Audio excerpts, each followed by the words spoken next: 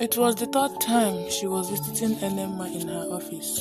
She didn't find it difficult to locate the office. Enema was not in her office when Adigwe came, but one of the departmental secretaries knew Adigwe as Enema's friends. The lady told Adigwe that Enema would be back to her office in 45 minutes. She made Adigwe comfortable with a bottle of chilled coke. Adigwe thought about her daughter's university education and about her own. She had applied for it and was bound to be admitted for a degree program based on the quality of her results.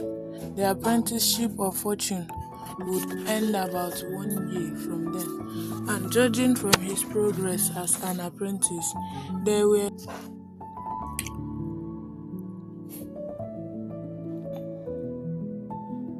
enough indices to believe that Fortune would make it very well whenever he was on his own.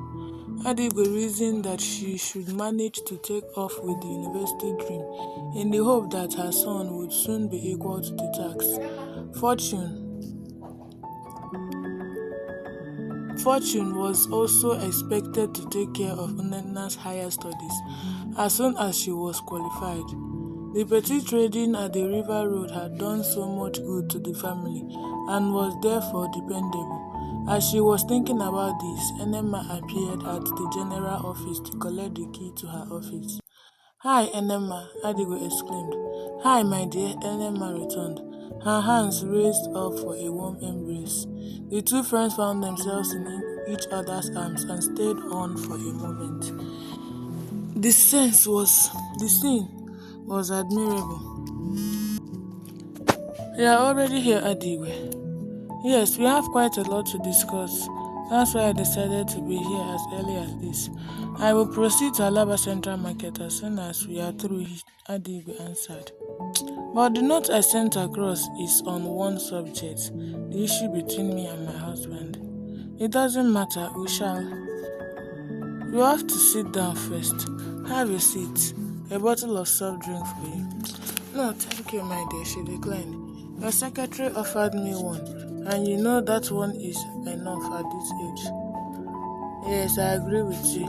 We shall start with other matters that do not concern me." Adigwe dipped her hand into her handbag and brought out a parcel of money, raw cash arranged in the denomination of 100 naira. She counted it and handed the parcel over to Enema. Enema counted the money and it amounted to 60,000 naira. "What is this, Adigwe?" "It is part payment for the money I owe you," she said with her face beamed into the face of her friend, smiles illuminating her whole being. "So you owe me as much as this? You don't know the amount?" "Sincerely, I don't," confessed Enema. "It confirms that you are well-to-do and that your job is rewarding. I wish I were you, Enema." "It's not like that, Adigwe. I don't think it wise for us to begin to examine once more the advantage and disadvantage of our situation. We did it many times in the past. Reputation is not interesting to the ear. Have you applied for the admission as we discussed?" "I have," she answered. "Yours is a confirmed case because of the quality of your result. The admission will be released about 2 weeks hence. The lectures will commence immediately. I hope you are getting ready for everything concerning it." "Yes, my dear. Your program will be intensive and taxing academically and financially. I know you to be an old soldier, and the proverbial old soldier does not suffer defeat. It might not be as it was in those days. I've not been in academics for many years, and because of that, things may have changed.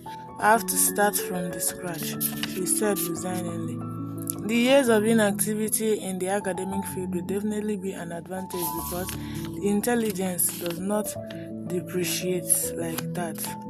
Psychologists say so. If it does in some people, it will not behave that way in Adigwe. Sure. Thank you very much for being patient with me in this matter of debt. I am. You need not say much about it, Ada, because you know how we started. The truth about it is that I don't know how much it is because I don't regard it as a debt. I recorded it nowhere, and I am not collecting a dime from you. You will plunge it back to your savings preparatory for your admission, she said, handing the parcel back to Adigo. What did you say? Did I hear you well? I've written it off, Enema said with finality. No, Enema. My son and his master sent us some money last month, and it is from this sum that I decided to begin this payment. This is one third of the total sum. You are not paying me anything, Adigwe. I've written it off as well as whatever balance you are talking about. If we cannot do a little deed of kindness, then we are not friends. As much as this. Yes, Enema replied. I'm happy you are beginning your tertiary education. Is this widow's mite is my flip to the project. I'm perplexed. I'm just short of words. How will I express my appreciation for this act of overgenerosity? It is by remaining with me in this relationship that started from our childhood. You know that you ceased to be a friend many years ago. You are a relation, a sister, a biological sister for that matter. I respect you a lot, Adigo, for being tolerant to the core and for the good judgment in you. You are honest and straightforward. I enjoy you. I enjoin you to keep it up. In the meantime, let's talk about my problem. Okay, let's talk about William and the chauvinism. This is part and parcel of him. He goes about every day complaining that Enema does this, Enema does not do this. I don't know whether he has eaten the insane root. Yes, he complains, but I think that it is a matter of understanding and cooperation. So you know what I'm talking about? Yes, I'm aware. How did you know? I ran into him at Alaba Central Market about weeks ago. Didn't he tell you? He didn't. That's wrong. That's bad enough, but I know that by the time we rise from this discussion, God will do something good for us in this matter. What are those offenses he said I've committed on this occasion? The truth is that he hadn't enough time for discussion because he said he was going for his evening games. And on my own side, I was rushing for the evening rush hour of this petty business that sustains me and my children. You know that we sell quite enough in the evening hours. Your husband is not happy and gave me a clear impression that he isn't. For want of time, I promised him I would discuss the matter with you. I did so because I know that I am freer with you, she ended. Are you telling me that he didn't mention any particular matter? There was no time for detail, and I didn't insist on that. Tell me what the matter is, Enema. It is the instincts of superiority, what we know as male chauvinism. This man always wants you to understand that he is a man and you are a woman. You must explain to him everything you do. You must take permission on every issue and give explanation for where anywhere you go. You must render the account of every petty trading you do, and so on and so forth. Take it easy, my dear. Don't work yourself up in matter between you and your husband. He is educated, but he still lives in the past and doesn't want to do anything like an educated man. I don't know why he wants to conduct himself as a military officer in his own house. William does not understand that the enema he married to today is not the enema of the past. What nonsense. I think I should interrupt you, enema. Your mood is bad and your language is foul. You will make more mistakes if you continue this way. I'm involved, and because of that, I want something decent. I want every party to respect the other, no matter what. What do you mean, Adi? I don't want you to be a different person from who you were in the past. It is not decent. People will place a negative tag on you. They will understand it from the perspective that your improved fortune and status. The impression will be that your position has altered your behavior and regard for your husband. It's not a good story about you, my dear. But you said a while ago that the two of you had no time to discuss the matter, that you are ignorant of the issue. Isn't this the case of contradiction? It is not.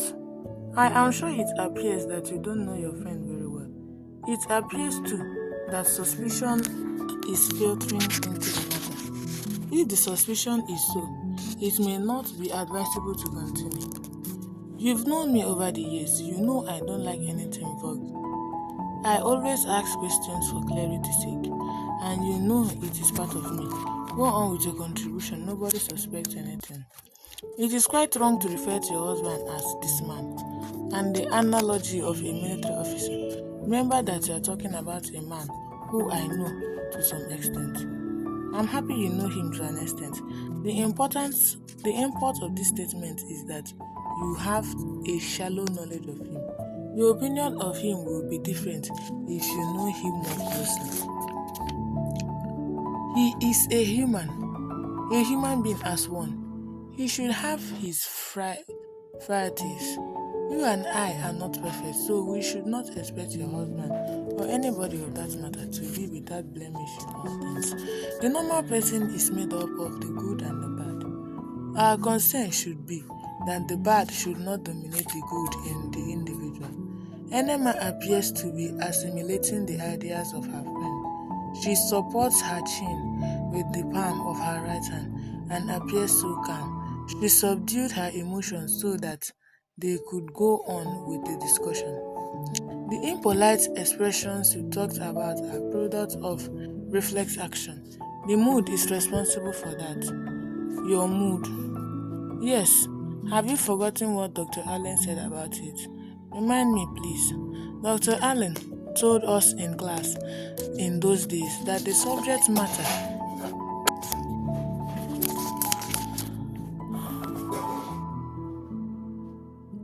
is the determining factor. It influences the mood of the writer or a speaker and is responsible for the words and expressions they use.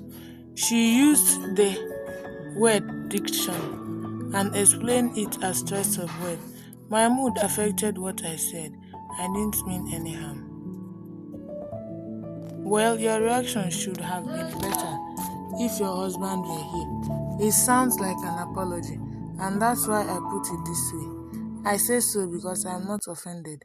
My concern is to make sure that my friend is not on the wrong side of the matter.